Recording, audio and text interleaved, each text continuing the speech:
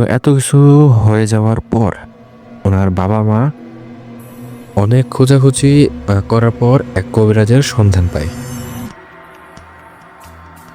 তো কবিরাজ তাদের বাড়িতে আসে।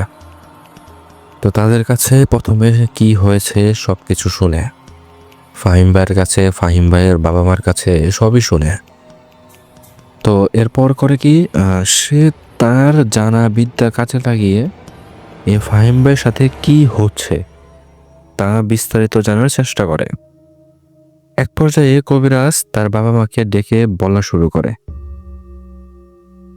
আপনাদের ছেলে ফাহিম একটা বড় ভুল করে ফেলেছে। তো কবিরাজ আরো বলে, ফাহিম ভাইয়ের মাকে বলে যে এক সন্ধ্যায় আপনি আপনার পাশের বাসায় গেছিলেন টিভি দেখতে। তো সেদিন এই ফাহিম ভাইও আপনাদের সাথে গিয়েছিল। তো ফাহিম ভাইয়ের মা বলছে, হ্যাঁ ও তো প্রায় প্রায় আমার সাথে যায়।